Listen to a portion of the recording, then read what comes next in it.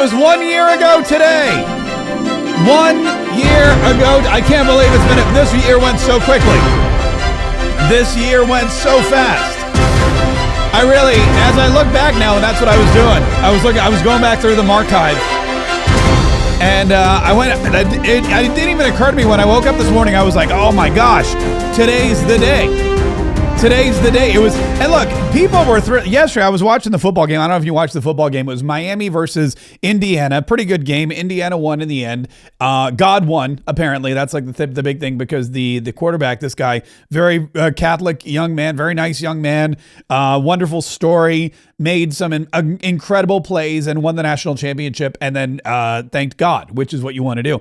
But it was an amazing game. President Donald Trump was also there in attendance. He was also there, and everybody, listen, I know that there's like a protest, a walkout scheduled for 2:00 today. I don't know if you know about this, but there's a walkout scheduled for 2:00 today. If you didn't know about it, I just told you. And this walkout is just, some of the kids at school are like planning to get up and get out. Not in Florida, because in Florida we don't put up with that kind of stuff. People are going to be walking out of work. I don't know.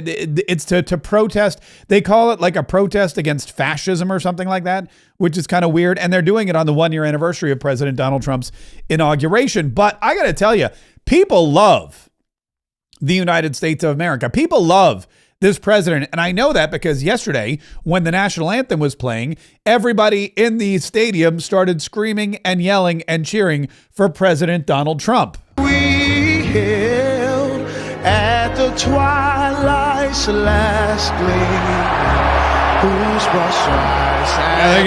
I guess they could have been cheering for Kai Trump, because I know she's got a very popular blog. Or a very popular blog on her TikTok or whatever. But I think it was for President Donald. Let me listen to it. These people, they went crazy. Listen to this. They went crazy. Yeah, and he's got the whole family. He's got Ivanka there. That was nice to see Ivanka. You don't often see her out. Jared Kushner was also there, and the grandkids.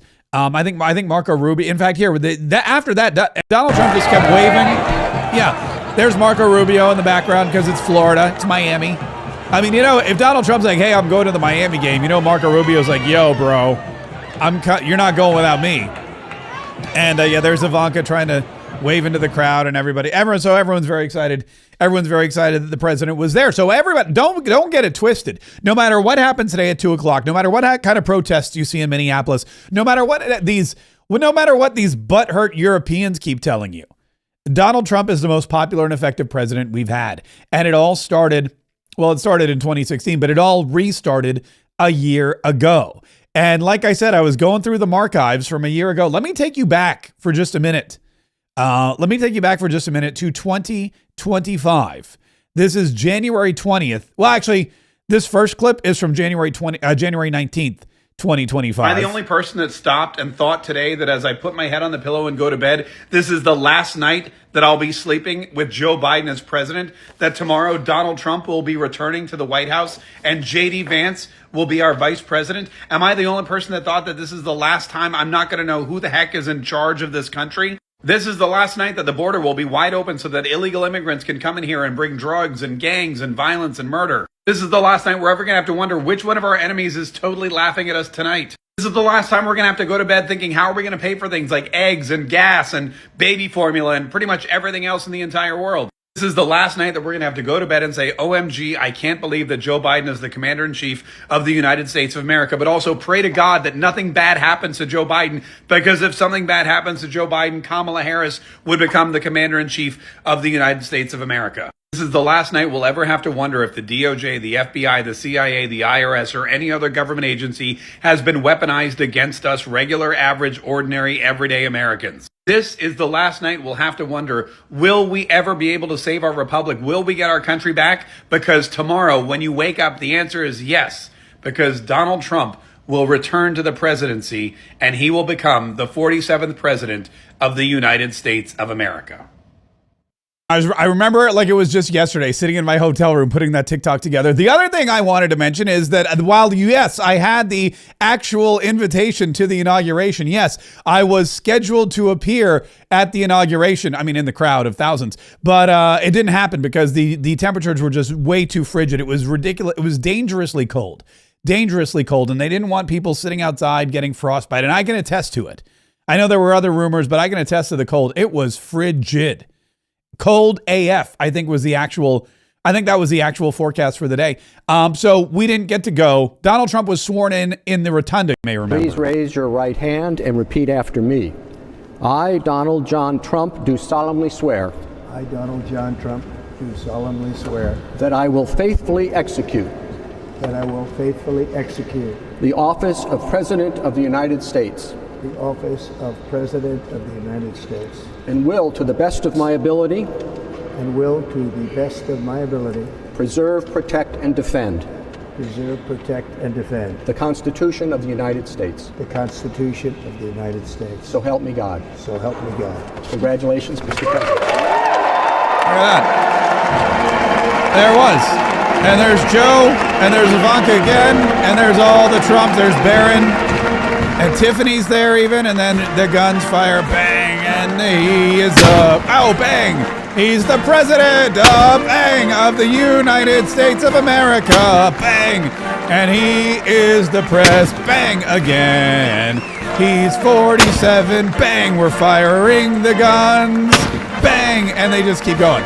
And then this is a good, bang, and it's just sounds like Minneapolis these days. Anyway, that was what happened. They had to move inside the rotunda, pardon me, because it was cold AF. And so President Donald Trump was inaugurated in front of a smaller group, just dignitaries and elected officials.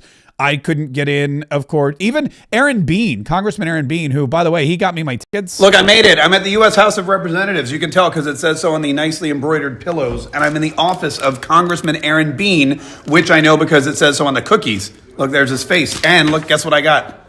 My tickets, which are not actually good for anything anymore, but are super cool and commemorative. And I'm going to open them up. Yeah, and that was. By the way, Aaron Bean's doing a great job. So if you live in the 4th district, make sure you vote for him. If you live in the 5th district, make sure you vote for me, Mark K, for Congress come August 18th, which is going to be it's coming up. It's coming up before too long. Bean K Bean. That's what we should team up. We should team up and do something together. That'd be a lot. Maybe we'll do a show. Maybe we'll do like dinner theater at the Alhambra before that'd be kind of fun. Anyway, but so what happened was I got my tickets. I wasn't able to actually go. I did visit my seats, however. I was able to get close enough to the Capitol building to visit my seats. You can see they've still got all the chairs set up for the inaugural that wasn't. Well, it was, but it was inside. And all these chairs, they haven't taken. This, by the way, was my section. So had there been an outdoor inauguration, this is what I would have seen. What I saw, though, was, what I saw was the inside of my hotel room and my computer screen where Donald Trump was inaugurated inside the rotunda. Yeah, which we just witnessed. And then this was exciting, though, because afterward, you may remember, and this is something that has never been done, I don't think ever before, is President Donald Trump went to the Capital One Arena, which is right there. It's the big arena in D.C. It's right there. It's right by Chinatown. There's some good restaurants around there, and walking distance from my hotel, which was handy. And everyone was allowed. People were allowed. If you weren't able to go to the inauguration, if you came to town, he wanted to do something. So they rented out the Capital One Arena. They jammed everybody inside, and President Donald Trump came by. You could watch the inauguration, and then afterward, Donald Trump went in, and he signed. You may remember he signed all of the executive orders live on stage, which nobody had ever done. But outside the arena, I captured this footage, which to me is still remarkable. There are 50,000 people here outside of the Capital One Arena waiting to get in to watch Donald Trump get inaugurated. And all of these people, as they come here to the front of the line, are getting some very bad news. Let me tell you what's happening. This is the official security checkpoint to get into the arena. And before you get in here, this guy's telling everybody no bags, no purses, no fanny packs. So check this out. There is a literal mountain of purses, bags, and fanny packs accumulating here at the entrance. People are just leaving their stuff behind, hoping that it'll be here when they get back. Now, a lot of these people have come from all over the country, all over the world. We've talked to people from at least 3 dozen different states. Many of them have been here since 5 a.m. or earlier. It's freezing cold. They want to get inside. They want to see Donald Trump. So they don't care about their bag, their purse, or their fanny pack. Incidentally, if you need a new bag, purse, or fanny pack, there's tons of them lying around out here in D.C. outside of the Capital One Arena. Yeah. But you didn't hear it from me. Yeah, you didn't hear from me. By the way, not one person that I mean, I was there for a long time. And incidentally, to attest to how cold it was, during that little clip that I recorded, I had to take my gloves off. I almost lost 3 fingers to frostbite, to hypothermia. It was amazing. It was incredible. It was ridiculously cold. I took my glove off for like, I don't know, what was that? 2 minutes? Maybe not. I took my glove off for 2 minutes and I couldn't feel my fingers. I had to put them back in my glove. And I really thought I was going to have to go home and do like an amputation or something, which I did not. Luckily, I still have, you can see I have all my digits. So that was good news, but dangerously cold. Anyway, not one person that I witnessed, and I stood there for a while, not one person said, I'm not going in. I'm going to keep my bag. Not one person said, this is a historic moment, but my purse or my fanny pack is way more important. And so they just took him off and they dumped him in that big pile, which was incredible. And I mean, okay. And then again, afterward, I guess what happened was while they were inside, the city came by and they cleaned it all up and they just tossed everything. So I guess these people were like hiding their stuff or putting their bags or thinking, I'll just come back afterward and it'll be here. The city came in, scooped it all up, cleaned it out. And then when I went back later, there was one guy wandering around he's going, have you seen a brown purse? And I was like, what? He's like, brown purse? And I go, no, dude, you're out of luck. He's like, my wife told me to go find her purse. I'm like, you're not, you're going to have to go. You got to go buy your wife a new purse. But that was 1 year ago today. It's truly amazing. And now a year later, people are still thrilled. People are still ecstatic. People are still just beside themselves whenever they see President Donald Trump. Yeah. And they know, and he knows it, and they know it, and everybody knows it. And that's why it doesn't matter what they say in Europe. It doesn't matter. It doesn't matter what they say about NATO. It doesn't matter what they say in Minneapolis. It doesn't matter how many idiots get up and walk out of school or work today at 2:00, which I don't imagine there'll be a lot. I mean, I'm going to be honest with you. I don't imagine there's going to be a lot. I imagine schools are going to shut this stuff down super quick. And I also believe that that a lot of workplaces are not going to put up with this kind of thing either. But that's the plan, I guess. They're gonna try to walk out and do their thing. Whoopi Goldberg was talking about it. She said something. Oh no, you know who they had on today? Mom Donnie. And well, we'll talk about that. We'll talk about that here in just a minute. First, though, let me get to Scott Bessent, because Scott Bessent is in Davos, Switzerland. So this Greenland thing is kind of fun to watch. Donald Trump is amazing at what I like to call whiplash diplomacy. Donald Trump is great at what I call whiplash diplomacy. Whiplash diplomacy basically works like this. The first thing is Donald Trump says or posts something positive about the people he's negotiating with, right? He'll be like this or that or the other. And right now it is, where is it? Let me go to Truth Social, see if I can find this post, because this was posted. He posts a lot, or whoever's posting on his Truth Social, they post quite a bit. But President Donald Trump posted a message about his phone call with Mark Rutte. Where is it? Here it is. Okay, here we go. I've got it right here. Here it is. I had a very good telephone call with Mark Rutte, the Secretary General of NATO, concerning Greenland. I agreed to a meeting of the various parties in Davos, Switzerland, as I expressed to everyone, let me move this in a little bit. Very plainly, Greenland is imperative for national and world security. There can be no going back. On that, everyone agrees. The United States is the most powerful country anywhere on the globe. By far, much of the reason for this is a rebuilding of our military during my first term, which rebuilding continues at even more expedited pace. We are the only power that can ensure peace throughout the world, and it is done quite simply through strength. President Donald J. Trump. So Donald Trump is out there going, look, I talked to Mark Rutte. We had a great conversation. And we agreed that I'm going to come to Davos and we're going to have a meeting and we're all going to sit down and we're going to talk about it. But we can't go back. Everybody knows the United States is the most powerful country and we need Greenland. But it was very civil. I had a very good telephone call concerning Greenland and I agreed to a meeting. That sounds civil. What does he do next? Well, the very next thing he does is he starts trolling people. He posts text messages from Emmanuel Macron. My friend, from President Macron to President Trump. My friend, we are totally in line on Syria. We can do great things on Iran. I do not understand what you're doing on Greenland. Let us try to build great things. Number one, I can set up a G7 meeting after Davos in Paris on Thursday afternoon. I can invite the Ukrainians, the Danish, the Syrians, and the Russians. in the margins. Deux, let us have dinner together, you and me, at Paris on Thursday before you go back to the U.S. Emmanuel. So Donald Trump gets this text message from Emmanuel Macron going, "Sacre bleu with the Greenland. What's this cuckoo?" And he posted on Truth Social. Then he continues the trolling by posting this image of all the foreign leaders. You can see Macron, you can see Giorgia Meloni, you can see Keir Starmer, you can see this other, what's his name? This guy, I forget his name. They're all there. They're all there in the Oval Office with Donald Trump, and there's a large map on his easel, and it's the United States, Canada, Alaska, Venezuela, and Greenland, and they all have the American flag on it, like he's just taken over the entire world. And then this one's my favorite. After that, he posts a meme of himself with Marco Rubio and JD Vance implanting a giant American flag on Greenland, and it says Greenland, U.S. territory, established 2026. So the first thing he does is he says, "Hey, look, I had a great call with Mark Rutte, and we're going to get together in Davos, Switzerland, and we're going to talk about this stuff. We're going to talk about it." And so then he goes, "Oh, by the way, here's a personal message I got from Macron telling me that I'm out of my mind and inviting me to dinner so he can try to talk me out of Greenland. And then here's 2 memes about me taking over Greenland."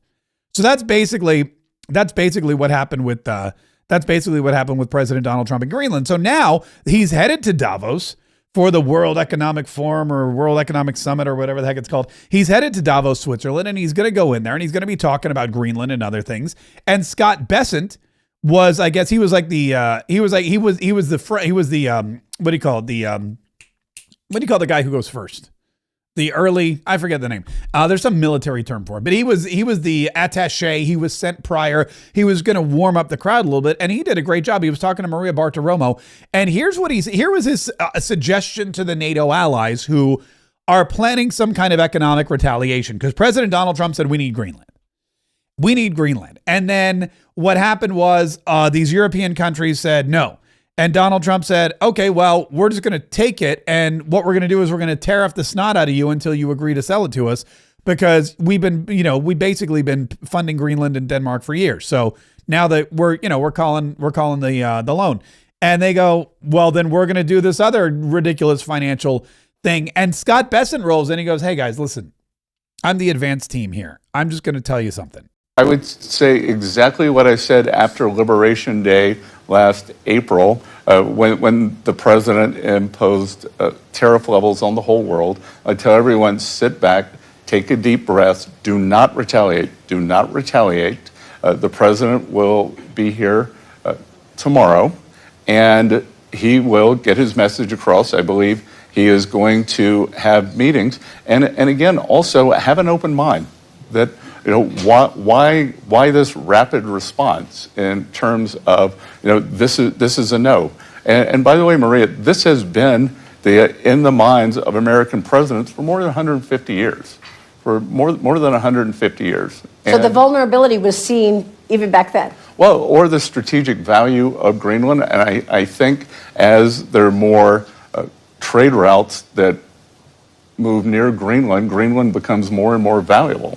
Yeah. So they both kind of hit the nail on the head. What Maria Bartiromo said was, so you're saying 150 years ago, people saw that this was, that there was some kind of, that it was basically, Greenland had some kind of, what's the word she just used? I'm having problems with my head today. Maria Bartiromo says Greenland, there's definitely like a vulnerability there.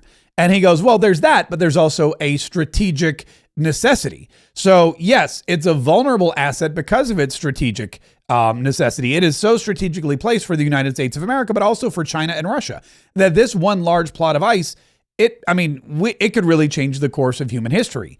And that's why it's so important that we get it. Again, I use the national treasure metaphor. The bad guys are going to go and steal this thing. We've got to take it first. The bad guys are going to go and get the Declaration of Independence. We've got to Nick Cage this mamma jamma. We got to Ben Gates this thing, and we got to go in there and break in and grab we got to snatch the document before the bad guys can, because they're just going to destroy it and not care anything about it. We care about it. We understand how important it is, and we understand how good it is for the United States of America, so we want it first. And that's what's going on basically with Greenland. So he goes, don't retaliate, NATO. Don't blow your gasket. Macron, stop texting the president because he's going to post that stuff on Truth Social. And he goes, look, the NATO alliance is totally safe, which is another fake news media narrative that for whatever reason, they're saying now NATO is broken. NATO is ripped apart. Donald Trump has destroyed NATO. The one thing Vladimir Putin always wanted was for NATO to be gonzo. And now Donald Trump is, that's not true at all. The NATO alliance is very safe, sound. And thanks to President Trump, it's never been more secure. When President Trump came in his first term, the European countries and Canada were not meeting their spending quotas as a percent of GDP. Now they got a lot of catch up to do. And Maria, to put it in perspective, the United States of America since 1980 has contributed $22 trillion more dollars, or spent $22 trillion more dollars on defense than all of NATO. So roughly the same size population, and we have spent $22 trillion more. That is 2/3 of our outstanding government debt. The Europeans have been spending the money on social welfare, on roads, on education, and it's time for them to pay more, which they've agreed to do. Yeah, many of them have already stepped up, like Poland. Everyone has except Spain. Oh, look at that, calling Spain out. Everyone's done it except for Spain. Everyone's paying their fair share except for Spain. That's exactly what Scott Besson saying. He's saying we're all done. Everybody's on board except Spain. The Spanish are being muy difícil, as they say. That means difficult. But anyway, so that was Scott Besson, and he's like, look, this is what we need to do. This is what we're going to do. And Donald Trump wants you to understand that this is all. Everything he does is for the United States of America and to make sure that American citizens are safe, whether it's the economy, whether it's the military, whether it's closing the border, whether it's sending ICE agents into Minneapolis. It's all about keeping Americans safe. And it started because of Joe Biden. And again, even with the economy, this is the World Economic Forum. He goes, look, Americans were basically wiped out. Americans were basically wiped out by Joe Biden, and we can't. That's what we're here to do. Fix all that. The Biden administration was a wipeout for working Americans. That the price level increased by 21, 22, 23%. But our friend Jason Trennard, the strategist, has something called the Common Man Index, and that is what do working Americans buy? So basket of groceries, insurance, rent, car payments, and that was up in the mid-30s. So very difficult, other than with energy. The president, through Drill Baby Drill, has gotten gasoline prices down. We're below $2 in many states. National average is below $3, even if you throw in the outlier of California. And so that we can get down. And we are working every day to get things down. And affordability is two pieces. Affordability is price level, but it's real incomes. Real incomes have gone up every month since President Trump took office. And as I said, I think we're going to see a big year for real incomes this year. Wow. And you said in terms of the tax refunds, are we talking about thousands of dollars that people will be getting as a result? We could see, for working families, for each wage earner, we could see up to $1,000 per wage earner. Okay. Yeah. So that's basically good news for all of us, basically. So that's going on right now in Davos, Switzerland. Like he said, Donald Trump will be there tomorrow. Tomorrow's the day that he's going to go. He's going to meet with NATO. He's going to tell them we need Greenland. He's going to tell them no go on the tariffs are a go, unless of course you guys can come up with something. And again, this is something Donald Trump, I think NATO and I think the rest of the world is starting to get it a little bit. They understand how Donald Trump works, and they're starting to steal a line from his playbook. For example, now that Donald Trump has imposed these tariffs and said, give us Greenland or we're going to tariff you, 25%, yada, yada, yada. Now that that's happening, they're taking a page out of President Trump's playbook, and they're saying, okay, you know what we're going to do? We're going to boycott the World Cup. In fact, Germany and the United Kingdom have now said we potentially could use the last resort of boycotting the World Cup. Now, the World Cup is here in the United States. It's also in Mexico and Canada later this year. Donald Trump is very thrilled about it. He's very excited about it. You saw him with the FIFA people in the Oval Office. You saw him get the FIFA Peace Prize, which was very exciting. All kinds of stuff. Donald Trump is He's on the world stage, and he is really the American face of FIFA soccer. Which FIFA is the weirdest thing. I always want to go FIFA 5 fun, but I never do because I don't want to be that silly. But anyway, we're not into soccer. Everybody else is. Donald Trump just wants to host this world event, and of course, there's a lot of economic advantage to it as well. So let's do it. But now Germany and Germany and Great Britain and a couple of other countries may jump onto a boycott if Donald Trump doesn't drop his bid for Greenland. And Emmanuel Macron wants Donald Trump to have dinner with him so he can try to talk him out of buying Greenland. By the way, Emmanuel Macron showed up at this thing wearing shades. There are a lot of stuff going on. People were asking, what's up with Emmanuel Macron? Why is he dressed like Maverick at the World Economic Forum?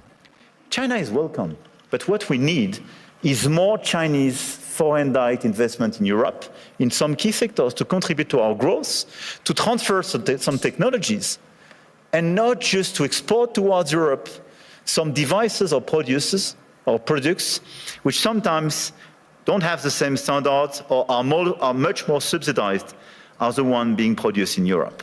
Okay, I don't understand what he said there. All I understood was him saying we want more China money in France. We want more Chinese money in Europe. This is what the Canadians are doing, by the way. The Canadians, and this is all part of the ploy too. The Canadians are now cozying up to China because they're mad at President Donald Trump for calling them the 51st state. So they're selling their souls to the communists because they're mad at Donald Trump, who's the ultimate capitalist. Now it appears that France and Europe are doing the same. They're playing the same game. Macron's out there going, we need more China money. We need the Chinese investment. We need to make sure we have the money and the technology. But at the same time, he's pushing the United States farther away. In fact, Donald Trump was asked about Emmanuel Macron, I guess, denying or not accepting his application to sit on the board of peace. You may remember part of the 20-point Gaza peace deal that President Donald Trump came up with between Israel and Hamas before Gaza, the peace plan. One of them was this peace council or this peace committee or whatever it's called. And Emmanuel Macron, I guess, was asked to join the peace committee, and he said no. And here was Donald Trump's reaction. In response to President Macron saying he will not join the board of peace. Oh, did he say that? Well, nobody wants it because he's going to be out of office very soon. So, that's all right. That's all right. We don't need him because he's not going to be relevant anymore. In fact, I'm a little shocked he's still in office myself, but he is, and he's got some cool shades, and he wants some China money before he leaves, and he wants to take Donald Trump to dinner to try to talk him out of buying Greenland, which I don't know. I mean, that's got to be, Donald Trump's not one, like, he's not a foodie. He's more of like a fast food kind of guy. He likes a good burger and fries, Diet Coke, that kind of thing. So I don't know, like wining and dining him in Paris with some escargot and some steak tartare and stuff. I don't think that's not gonna win Donald. What he really wants is Greenland, and he's not gonna stop. He's not gonna stop until he gets it. There is, by the way, a press briefing that's beginning shortly, which we may pop into live for just a minute or two because I'm curious what's going on with the press. I know they're going to talk about a lot of different things, so we may pop in live just to see what happens if and when it starts. It should start here. It should start 33 minutes ago, but you know how these things go. Every now and then there's something pops up, or they're trying to get the wording right on something before they do this, that, or the other. So we'll wait on it. When it happens, we'll pop in and we'll hear a little bit of what Caroline Leavitt's saying. Now, the other thing that's happening is that Don Lemon, by the way, Don Lemon, who I don't know if I should play this thing I did yesterday. Don Lemon went after Nicki Minaj. I don't know if you saw this. Don Lemon was, in fact, do I have the? I think he says a wordy dird. Let me see if. So Don Lemon, you may remember, he went to Minneapolis and he took his little camera and he took his little microphone and he barged into a church and he interrupted a church service at a Baptist church, Cities Baptist Church, I think it was called, in Minneapolis, Minnesota. He did it with BLM radical protesters who started chanting, "Hands up, don't shoot, say her name, Renee Good." Pardon me, all that typical protester stuff. And he was part of the protest. I mean, he likes to claim that he was a journalist. He went online, he said, "Oh, it was an act of journalism. I was there as a journalist. It's all journalism. You guys got to learn what journalism is. Every journalist should be doing this." No, not every journalist should be breaking into a church when there's a protest going on or when there's a prayer service going on and harassing the churchgoers and the pastor and everything else. It was not an act of journalism. It was an act of well, disgusting ridiculousness by one of the worst humans to ever live. But now I guess he's back in LA and he's screaming and yelling at Nicki Minaj. And the reason is because Nicki Minaj said something about him, which was, all right, maybe vulgar, maybe accurate. I don't know. But he was not happy, and he kind of went off on Nicki Minaj. Here, I'll play you a little bit of it. Here's some super disturbing video of, no, that's not it. There's a lot. Oh, here it's, hang on. I think I have it here. I'll play you a little bit of it because it's kind of funny to watch him. It's kind of funny to watch him lose his mind, but he's basically losing his mind at Nicki Minaj. Like 24 hours after busting into a Minneapolis church and protesting ICE agents, Don Lemon got on a plane, went home, and started a cat fight with Nicki Minaj. All right, I guess technically Nicki Minaj may have started it because she posted... I don't think you have to black it out. That is beyond... Hang on, here it is. Z asked him about it. Started a cat fight with Nicki Minaj. All right, I guess technically she may have started it because, well, after she saw the video, she went on her X and used, a nickname for Don Lemon that he wasn't really happy about. And TMZ asked him about it, and Don Lemon did not hold back. I don't think you have to black it out. You should show it to people. She called me Don, C sucker Lemon. By the way, it's funny to me how he says you don't need to black it out, and then he censored himself when he was. But you get the gist. Is disgusting. Look, this is what I'll say to Nicki Minaj. I normally don't respond to things like this, but F it. I'm going to do it this time. I think Nicki Minaj has made it very clear how she feels about African Americans in this country. For I don't think she's one of them, obviously, and she should, under Trump's rules, she should be deported because I don't think, reportedly, that she is a legal citizen here. She is undocumented. Wait, okay, now hold on. Now let's stop. Anyway, he goes off and he starts talking about how her husband's supposedly a pedophile. I mean, there's all kinds of deranged lunacy that comes out of his mouth. But it turns out that Don Lemon's definition of journalism and the legal definition of journalism may be very different. That just because you have a camera and a microphone doesn't mean that you are a member of the press or enjoy freedom of the press. Just because you have a camera and a microphone doesn't mean that you can just walk into a church during a church service and start screaming and yelling at the pastor.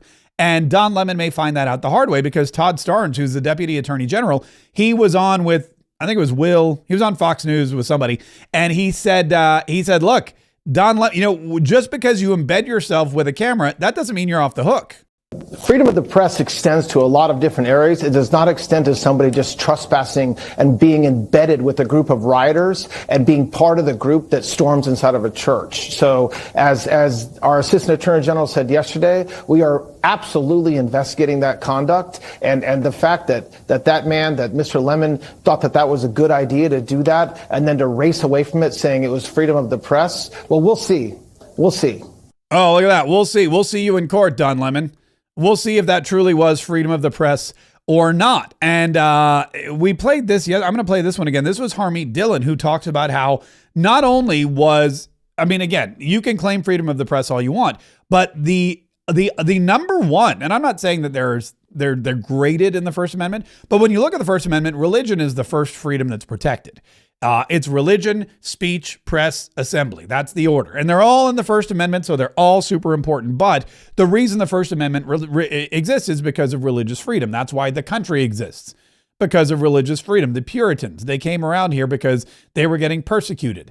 And they wanted to be able to worship freely. So they got on the Mayflower. They came over here. Most of them died. But it doesn't matter. Now we have this great country and we have freedom of religion. But what Don Lemon did, what these protesters did, was they impeded that First Amendment right. And that's where the line between freedom of the press and being a law-breaking D-bag, it is kind of blurred. The Attorney General has been on this from the moment it happened. There are already 2 prosecutors from my office on their way to Minneapolis, and they'll be there this morning. We have an FBI team assembled and local prosecutors as well. This is going to get the highest attention from the Department of Justice because there is no more sacred right in our Constitution than the right to assemble and pray to God.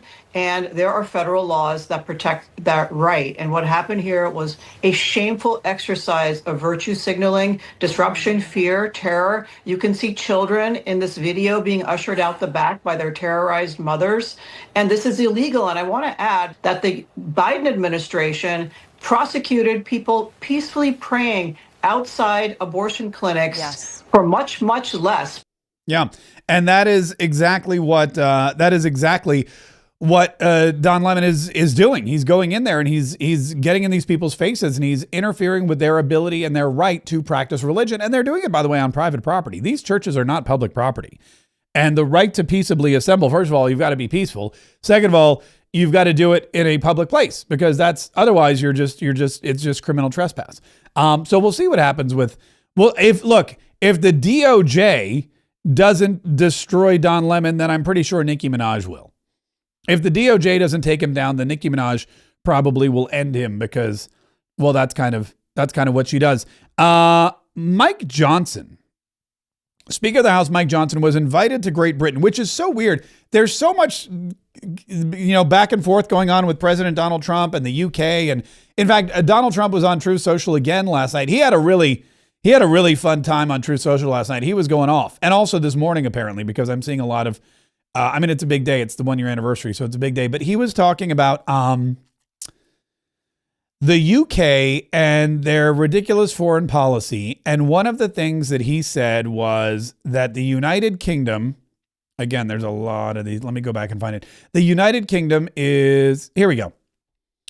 He says, shockingly, our brilliant NATO ally, the United Kingdom, is currently planning on giving away the island of Diego Garcia for site of a vital U.S. military base to Mauritius, and to do so for no reason whatsoever. There is no doubt that China and Russia have noticed this act of total weakness. These are international powers who only recognize strength, which is why the United States of America, under my leadership, is now, after only 1 year, respected like never before. The UK giving away extremely important land is an act of great stupidity and is another in a very long line of national security reasons why Greenland has to be acquired. Denmark and its European allies have to do the right thing. Thank you for your attention to this matter, President Donald J. Trump. So now he's saying, look, not only is Greenland strategically important, not only is it vitally important, not only are China and Russia probably going to attack Greenland and take it from you, but you're now giving away property. And they're looking at this going, these people are idiots. And Donald Trump is agreeing with them. Donald Trump is saying, you guys are stupid and you cannot be trusted. Europe and NATO, they cannot be trusted to protect Greenland the way the United States of America can because they're giving away vital territories with U.S. bases on them. How does that work? How is that beneficial to anybody? That doesn't work well at all. And so Donald Trump is, going on Truth Socially saying you guys are stupid. At the same time, and this is where your head can start spinning. Donald Trump's at home in Washington, D.C., and I guess he was in Miami. He may have been at Mar-a-Lago because he was at the game last night. Donald Trump's at home at Mar-a-Lago, and he's tweeting or posting on Truth Social about how dumb the UK is. And then get this, Mike Johnson goes to the UK and speaks to Parliament.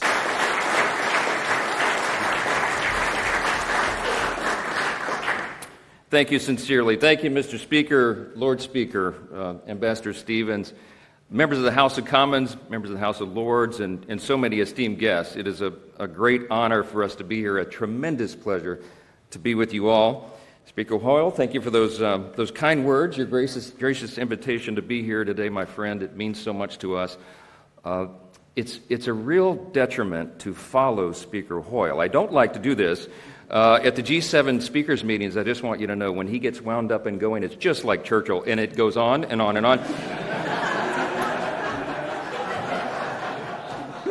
And I try to speak before him at all times. I don't want to follow, but really, really grateful to be here. He has become a dear friend, and all of you, we've met so many great friends. My wife Kelly and I are truly touched. Yeah, blah blah blah blah. So my question is, what are we doing here?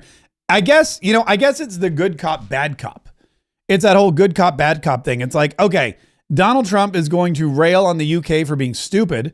And then you guys are going to, Mike Johnson's going to go to the UK and make jokes and be the good cop because he's like the good. I mean, Mike Johnson is basically, he's like the good little cop. And Donald Trump is Donald Trump. So maybe that's the ploy. Maybe that's what Donald Trump's doing there. But it is really interesting. And it can give you whiplash. I understand. Look, has this been the most relaxing year? No. Has this been the calmest year in American history? Has this been the slowest 365 days as far as the news cycle goes?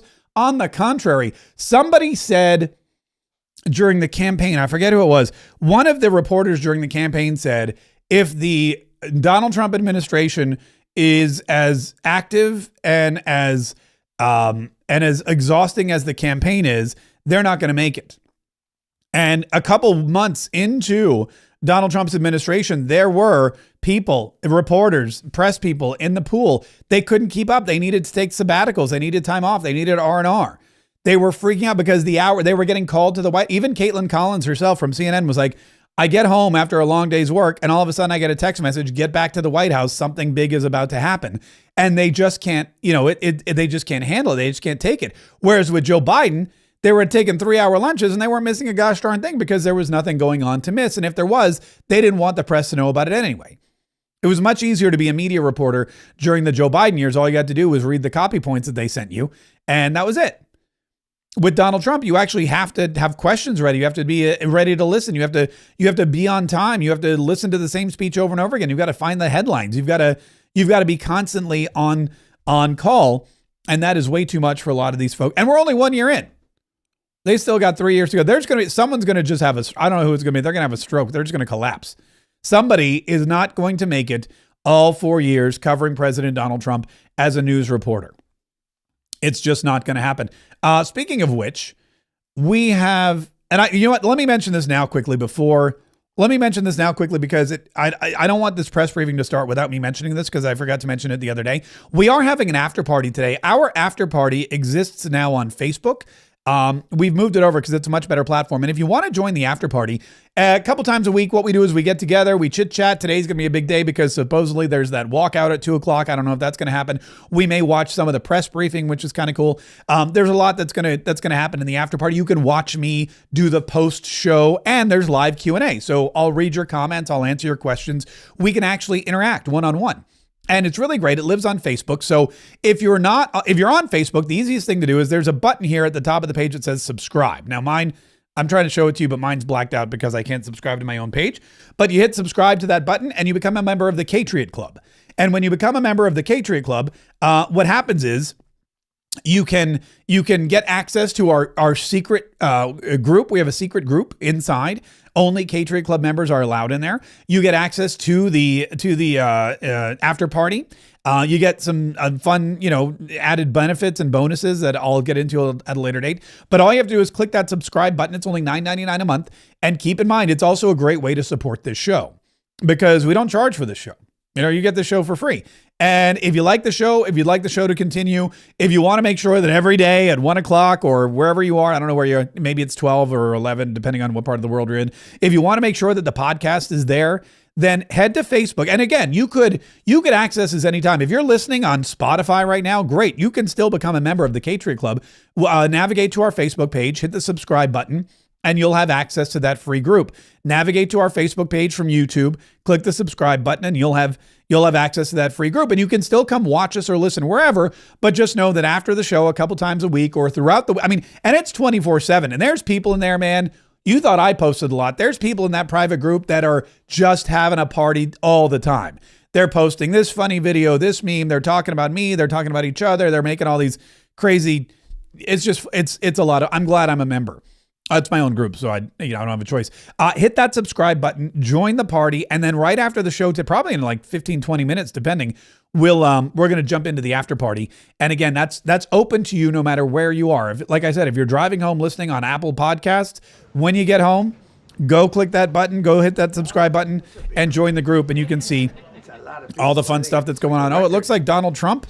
Oh, look at this. We're in for a treat. We have a lot of It's Donald Trump live at the press briefing. This is the anniversary, first anniversary. Wow. January 20th, and it's been an amazing period of time. What a treat. Have a book that I'm not going to read to you, but these are the accomplishments of what we've produced. All page after page after page, individual things. I could stand here and read it for a week and we wouldn't be finished.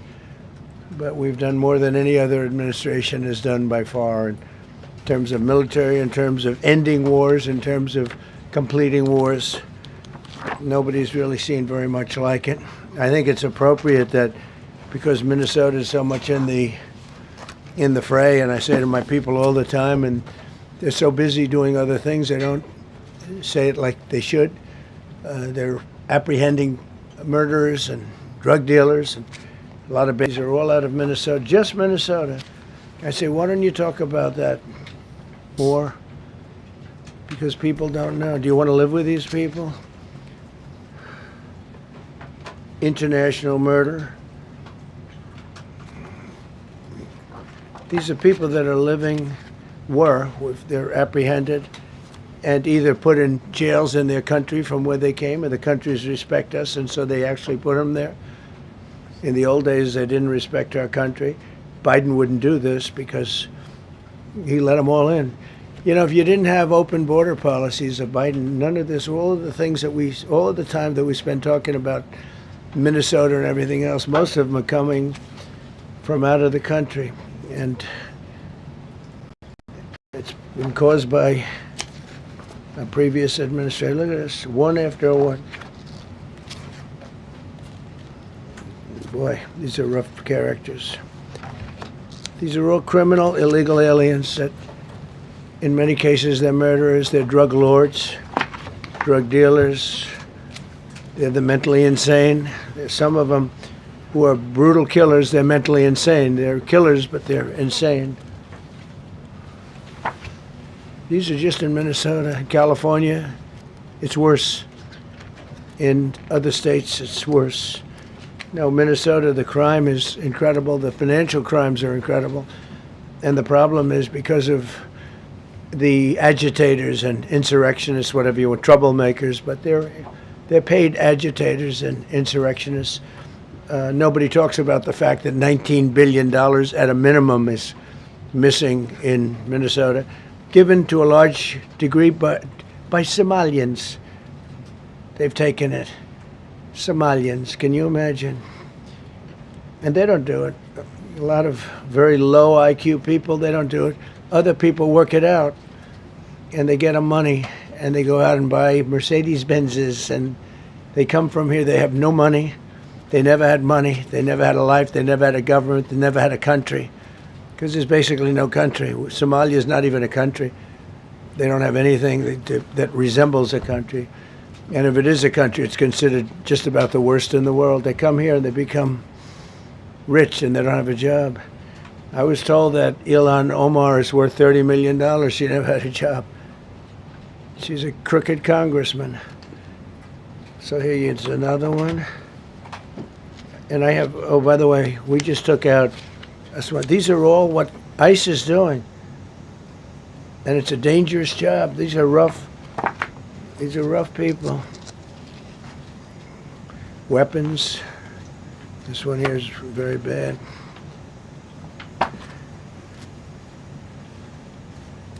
I'm going through this because I think we have plenty of time. I'm going to beautiful place in Switzerland where we'll be, I'm sure I'm very happily awaited for. In Switzerland, they don't know about this. They don't have this problem. They have other problems, but they don't have this problem. Look, killed somebody. Look, and these are rough people. These are not, this was all allowed into our country through open borders. These dumbest policies, you know, men and women's sports is dumb.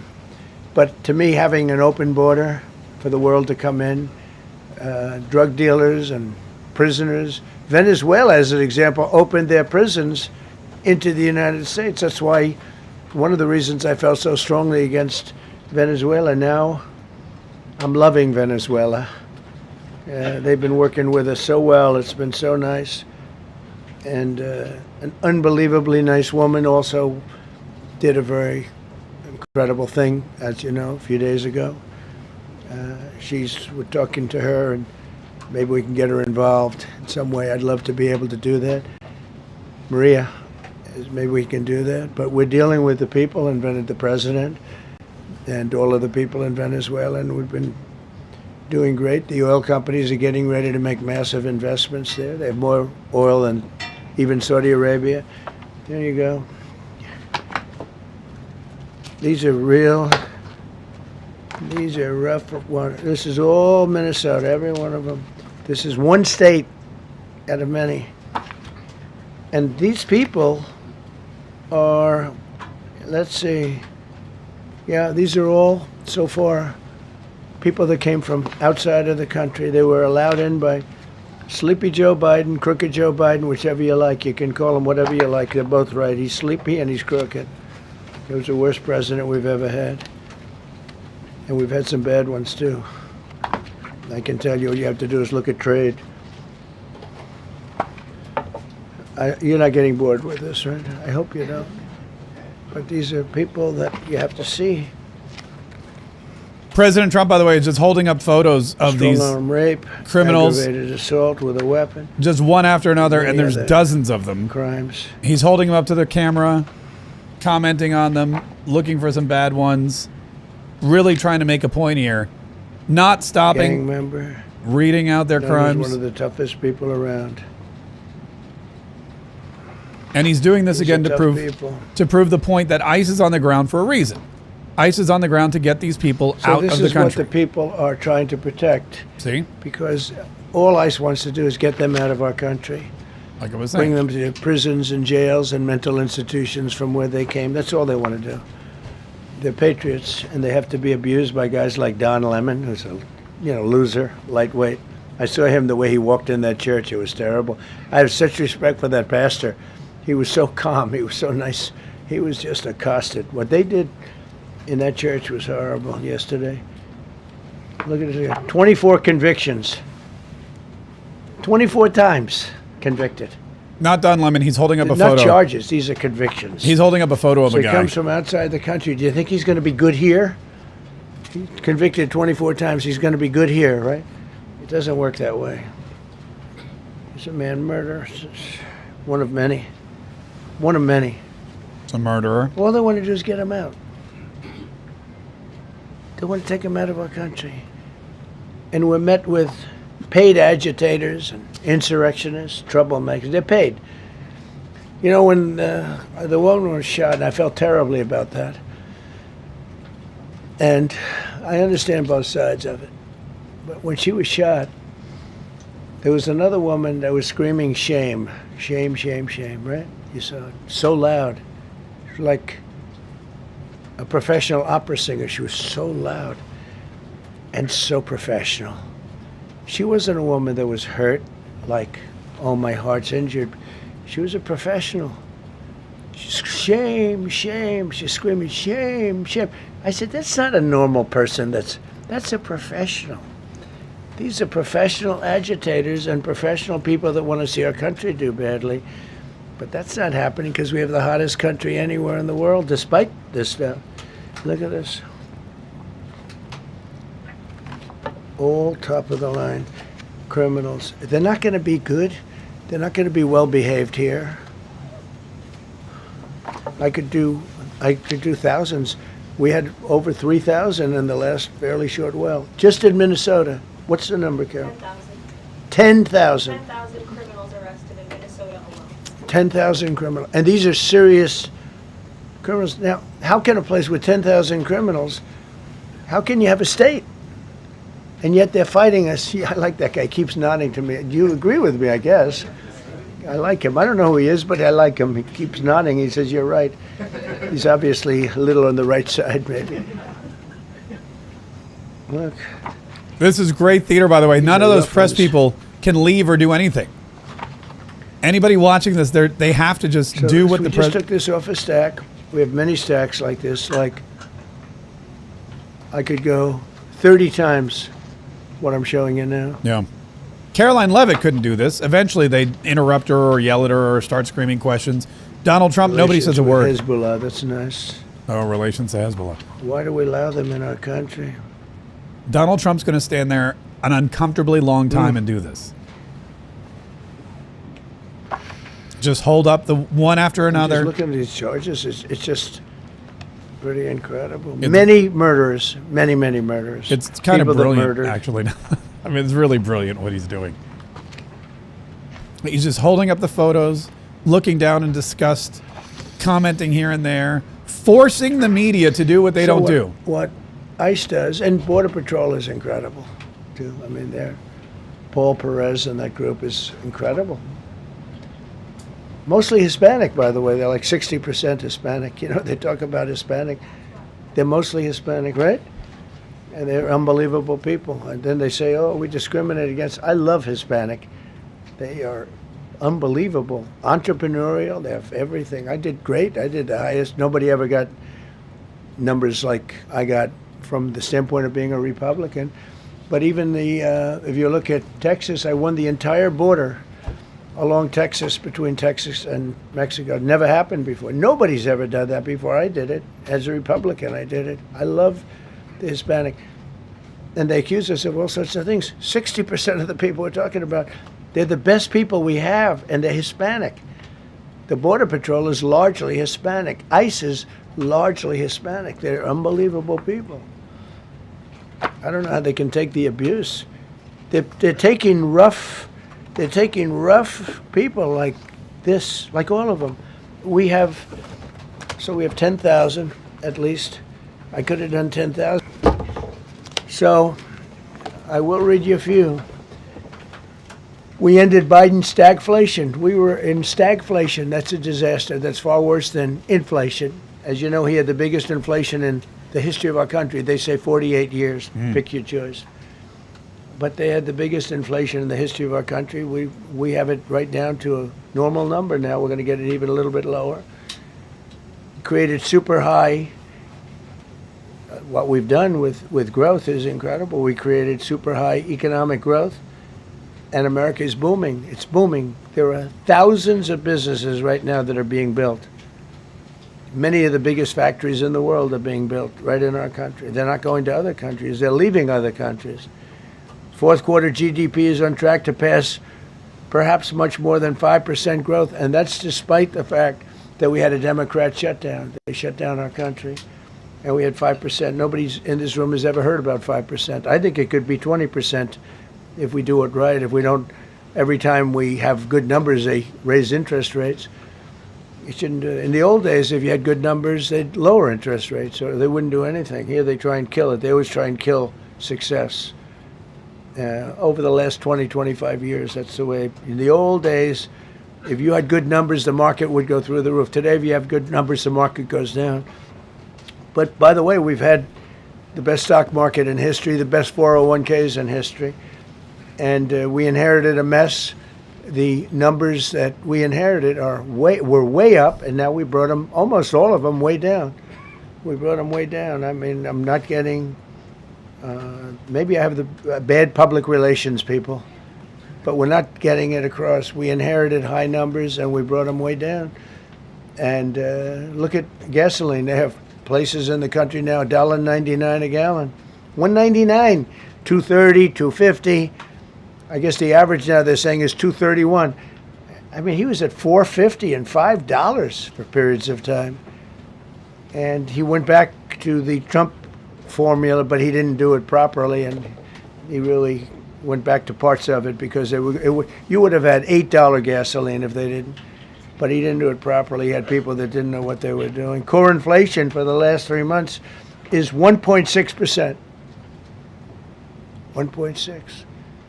Their core inflation was so high that nobody could even calculate it. Under Biden, real incomes declined $3,000. Think of that, $3,000. That's a year. In 12 months, Trump real incomes went up by $2,000 and $3,000 and even in some cases $5,000. It's a tremendous difference. Stock market has set 52 all-time record highs during the course of the 11 months, because this was done on 11 months. Now we are actually officially 12 months as of today.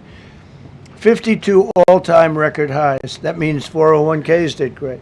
I have people see me all the time, policemen that guard us really well, and got to know them a little bit. And they said, "Sir, you're making me look so good. My 401k is through the roof. My wife thinks I'm the greatest genius, that I'm a financial genius, like Warren Buffett." He told me that. He said, I think they have better returns than Warren Buffett right now. But he said, all my life, my wife has been criticizing me for not being smart financially. Now all of a sudden she loves me more. But we added $9 trillion in value to retirement accounts, saving many people. I mean, they were going out of business. Think of it. We added $9 trillion of value to retirement accounts, savings accounts, and 401ks. That's during the course of 12 months. And I think it's probably 11 months because I don't think they have it for the 12. They have it for the 11. Added $9 trillion of value. Lifted more than 1.2 million Americans off food stamps in 1 year. They would have had another 1.2 million. We would have had, welfare would have gone up. And instead of investing $18 trillion in our country, now it's probably more than that, but $18 trillion and having thousands of plants being built all over the country, you would have had thousands of plants closing all over the country. And you would have had disinvestment, and you would have had welfare going way up. You know, if you look at SNAP, take a look at SNAP, what happened with that? It was at $7 billion, and it came out to over $51 billion. Nobody has ever seen anything like it.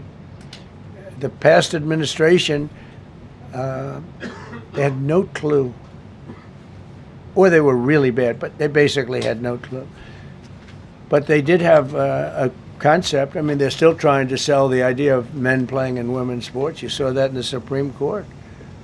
I mean, some of those justices were fighting for them, too. They were fighting for them. But you saw that just the other day in the Supreme Court. Men playing in women's sports doesn't work. Secured a record-breaking $18 trillion in commitments for new investments. Apple, NVIDIA, SoftBank, Oracle, TSMC, Johnson & Johnson, Eli Lilly and Company, Micron, AstraZeneca, General Motors, Hyundai, Ford, Honda, GE Aerospace, many, many others. I left a Ford plant a week ago in Michigan that they were going to close 2 years ago, and now they just announced that they're going 24 hours around the clock making cars. Tariffs did it. I don't know what the Supreme Court's going to do. I think to me it reads so plainly. Couldn't be plainer. You're allowed to do a license. Tariff is probably less severe than what a license could be. But think of it. You're allowed to do a license, and then they have a clause at the end, something to the effect, or what is necessary, something to that effect. And what is necessary was tariffs. I don't know where there's a case even there, but we've taken in hundreds of billions of dollars, and if we lose that case, it's possible we're going to have to do the best we can in paying it back. I don't know how that's going to be done very easily without hurting a lot of people. But we're waiting for that case anxiously, and we have tremendous national security because of tariffs and tremendous income. You know, we have, and by the way, no inflation. So everyone said, oh, tariffs will cause inflation. We have no inflation. We have very little inflation. Biden had inflation, and he didn't do tariffs. We had a huge problem. We have a 62% reduction in our trade deficit. So if you had a 1% reduction, a normal president would have a 1%, 2% reduction. Everybody would be high-fiving. Had a 62% reduction. Next year we won't have a trade deficit. We secured most favored nations agreements to slash drug prices by as much. And to me, I think this might be the biggest thing of all. We get zero talk about it. The New York Times had a story way in the back of the paper, a little story about it. I think it's the biggest thing there is when you talk about health care. Drug prices will go down more than ever before for any country because we were priced at such a level that we were subsidizing the entire world, big place the world. We were paying 10, 12, 13 times more than other countries. 13 times more, not 13%, 13 times more. A pill that was selling in London for $10 would sell in New York for $130. That's 13 times. More than that even.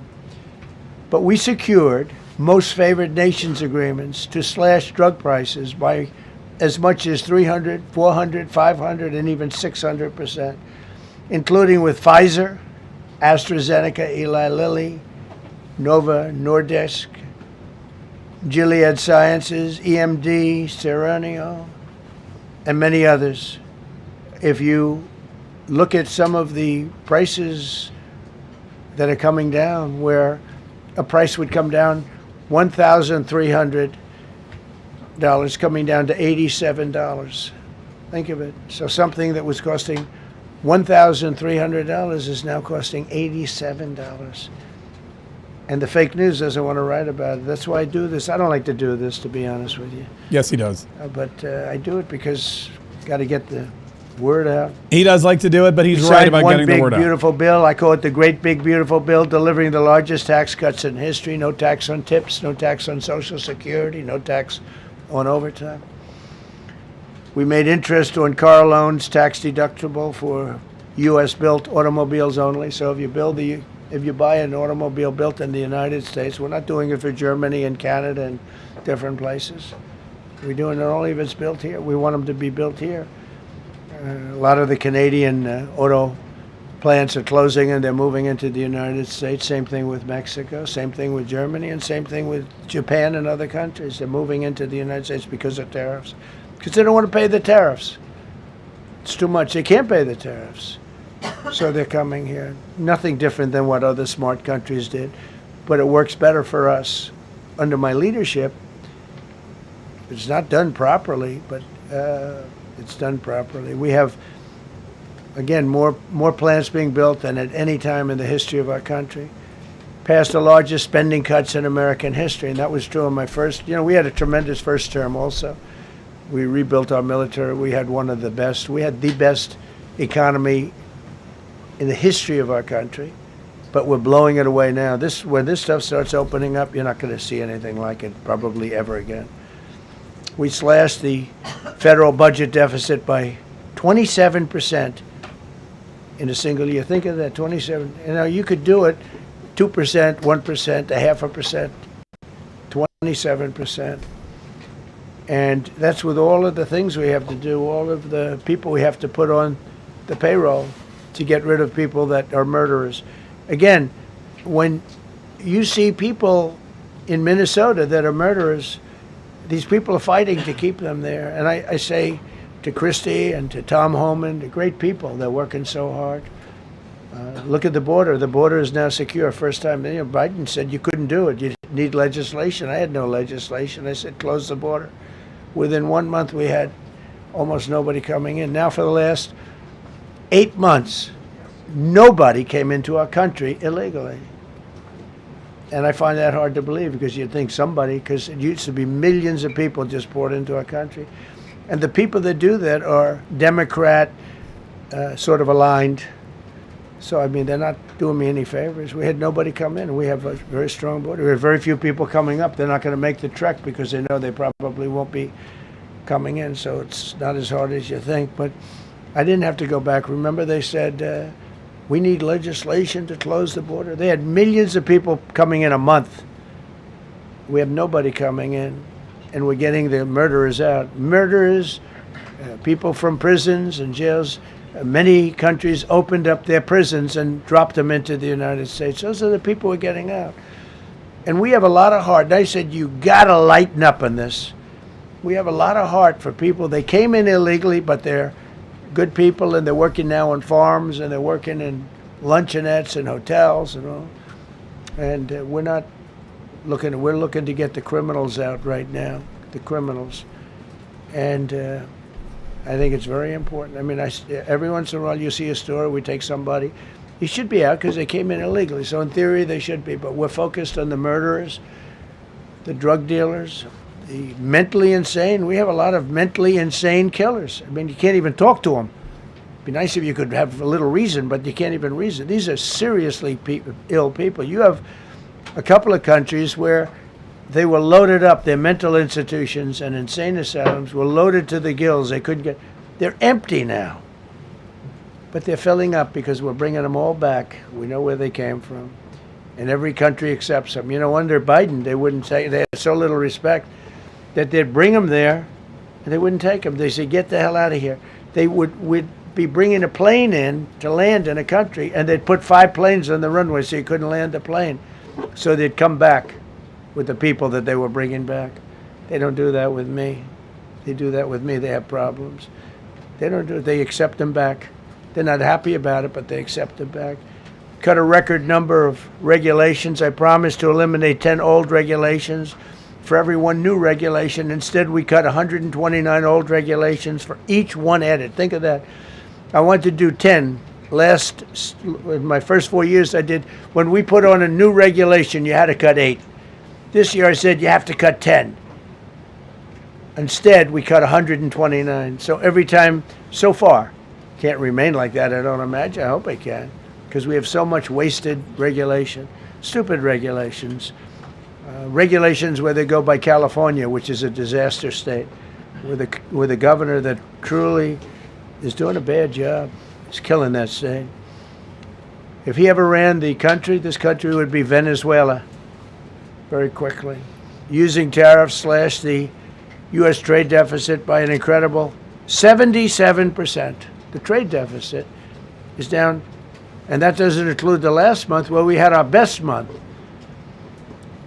We slashed the trade deficit by an incredible 77% in 1 year with no inflation, something that everyone said could not be done. So we had essentially no inflation.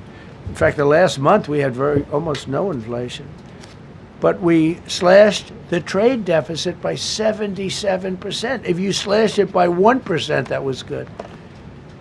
Again, we did that with tariffs and intelligence. We did that with November 5th, great election. We secured historic trade deals to reduce barriers on U.S. exports with countries covering 40% of all U.S. trade. Think of that. American exports are up by more than $150 billion this year. People said, oh, we're not exporting. All we do is buy. If you keep buying, you're not going to have a country for very long. So we increased exports by more than $150 billion. Investment in American factories is up 41%. That's a record. Nobody goes 41% up. You go 2% up, 1% up. You go down by 3%. If Kamala got elected, the 41% up would be 41% down. We removed over 270,000 bureaucrats from the federal payroll. That's another thing. So we have, we announce our unemployment numbers, call it unemployment or employment.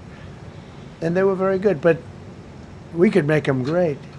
But we've slashed tremendous numbers of people off the federal payroll. Because ultimately, if you're on the federal payroll, I mean, we have jobs where they had 10 people for every job. So we cut. Now, if you want to see some good numbers, I'll hire 1 million people. We cut millions of people off the federal payroll. I don't like doing that, but the good news, I don't feel badly because they're getting private sector jobs and they're getting sometimes twice as much money, 3 times as much money. They're getting factory jobs. They're getting much better jobs and much higher pay. But all I have to do is say, like, what the Democrats do all the time. They hire 1 million people and then they hire another million. They load it up and it says, oh, they only have a 3% unemployment rate. It's a fake rate. So with us, we're proud of the fact that we cut so many because, again, I don't want to cut people. But when you cut them and they go out and get a better job, I like to cut them. And sometimes they have to be forced to do that because, it's like they want to stay where they are. They don't know. And then all of a sudden they end up, we have many cases, Caroline, where people were devastated. They hated Trump. I got caught from my very boring federal job where they had, again, sometimes 10 people to do one job. And they were very upset. And now they ended up with a job where they get paid 3 times more money. They're ending up buying houses. It's like crazy. So they went from not liking me to liking me a lot because it's hard to get. We need people.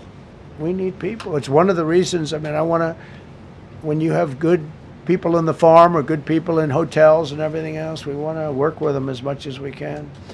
Under Biden, 1 out of 4 jobs added was a government job. Think of that. So 25% of the jobs added. That's when you know that, that's 25% of jobs aren't real jobs. But again, I could do that. I could add 2 million jobs right now, would have an unemployed. I could say just hire some more people. I do the opposite. I say get rid of everybody that's unnecessary because that's the way you make America great again. We should do that with the When you media. have, We're going you know, all to these continue jobs this where in people are about sitting a couple around minutes. doing We're nothing gonna and they say get a lot of goodbye, and then we're money going to continue this by in the government. Patriot Club It's no good. as part of our after But party. that's what the Democrats do. They show, oh, we were at 4%. And I believe that Donald Trump unemployment. That's a will good take number. some questions. So that's going to be the really exciting They part. So if you just want add to jobs start where they migrating wouldn't cut- they over would never to cut the Patriot Club, where we will continue with the live broadcast of President Donald Trump's press conference. Also, we'll take some of your questions and comments.